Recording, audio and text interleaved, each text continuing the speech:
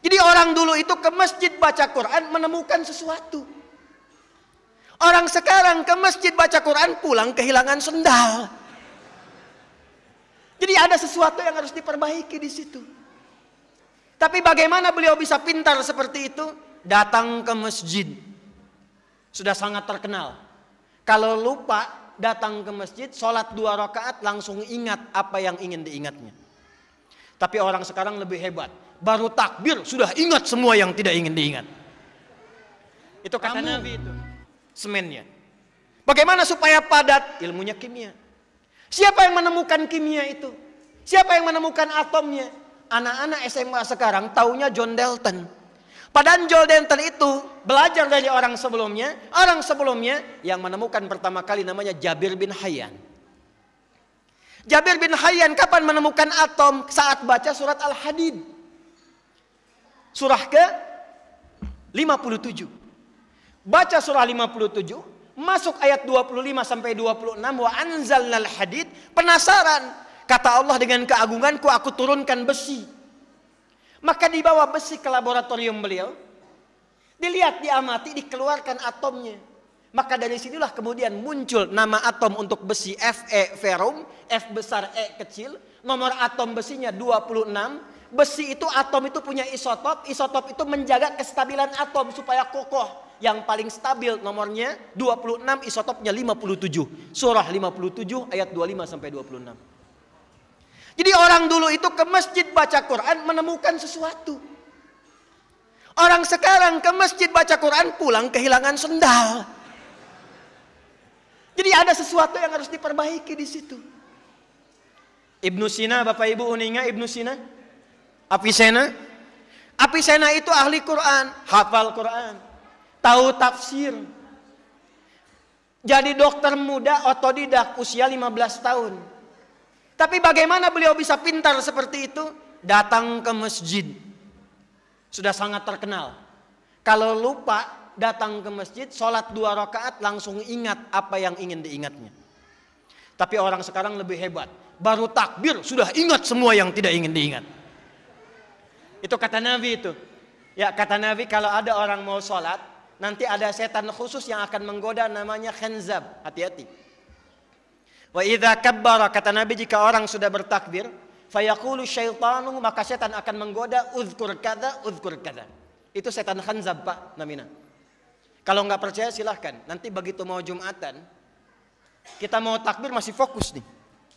Tapi begitu mulai takbir, Allahu Akbar. Eta sapi nu dipencit kamari ilaha bade dituangna. Ikannya bagaimana? Jemuran dijemur seperti apa? Handphone belum dijawab, status belum diupdate. Itu baru takbir. Hatta la yash'ural musalli kam raka'atan yusalli. Sampai ada orang yang sholat lupa berapa rakaat dia sedang menunaikan sholatnya. Ada yang begitu? Ada yang begitu? Tuh wajah-wajahnya banyak tuh. Jadi orang dulu itu masuk masjid dapat sesuatu. Imam Al-Bukhari kenal? Kenal di mana ibu? Hanya di Limbangan di Masjid Al-Khudari ada ibu-ibu kenal Imam Bukhari itu. Nama aslinya Muhammad. Nama aslinya siapa? Muhammad. Punya bapak namanya Ismail. Punya kakek namanya Ibrahim. Jadi Muhammad bin Ismail bin Ibrahim. Punya buyut namanya Al-Mughirah. Punya setelah buyut apalagi tuh Pak Asep tuh?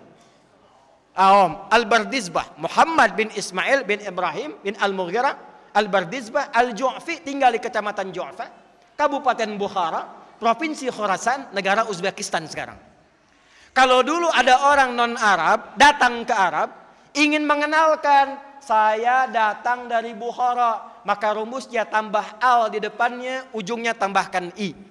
Maka beliau katakan, ana al-Bukhari. Saya bukan orang Arab, tapi saya dari Bukhara, datang ke Arab sekarang. Imam Al-Bukhari itu nulis Sahih Al-Bukhari.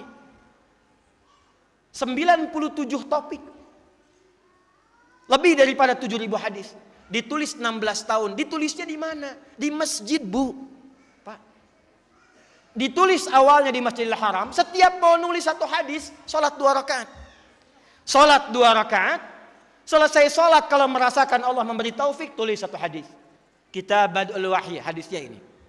Disempurnakan di Masjid Nabawi. Dimulai di masjid, berakhir di masjid. Tidak ada sejarahnya adik-adikku, santri, yang datang ke masjid kecuali keluar dari masjid pasti jadi orang pintar di zamannya. Imam Al-Ghazali i'tikafnya di mana? Di masjid. Al-Ghazali, Al-Kindi, Al-Farabi. Ya. Siapa lagi? Ibnu Sina. Siapa lagi? Al-Khawarizmi. Siapa lagi? Termasuk sahabat-sahabat Nabi, Ahlus Sufa, Abu Hurairah, Salman Al-Farisi, ridwanullah alaihim jami'an, Ibnu Abbas radhiyallahu taala anhuma. Itu semua orang-orang jenius dan tidak banyak yang tahu Ali bin Abi Thalib pun ternyata jenius matematika. Bapak yang dari pesantren, Pak, ada tafsir namanya Al-Jawahir. 7 jilid, Pak, besar. Karya Syekh Tantawi Jauhari. Buka jilid yang terakhir, itu ada bab tentang matematika Qur'ani. Salah satunya adalah bab matematika yang mengacu pada petunjuk sahabat Sayyidina Ali bin Abi Thalib radhiyallahu taala anhu. Singkatnya saya mengatakan, ayo Pak Ibu, pulang dari masjid, insya Allah Masjid Khudari menjadi masjid simbol persatuan bagi daerah sekitaran kita ini. Siap insya Allah? Amin insya Allah. Yang kedua, tidak ada orang yang masuk masjid kecuali keluar dari masjid bapak-bapaknya saleh, ibu-ibunya salihah. Siap insya Allah. Dan yang ketiga, yang terakhir, tidak ada anak-anakku masuk ke masjid kecuali belajar yang baik-baik di masjid. Jadi ulama, silahkan. Ahli Quran, silahkan. Ahli tafsir, silahkan. Umum, silahkan. Insya Allah dari masjid ini kita tunjukkan pada dunia akan ada anak-anak bangsa yang memakmurkan negara kesatuan Republik Indonesia, dan pancarannya insya Allah dari kaki bukit ini, dari Masjid Al-Khudari, dan mudah-mudahan pahalanya mengalir kepada siapapun yang berkontribusi menghadirkan masjid mulia ini.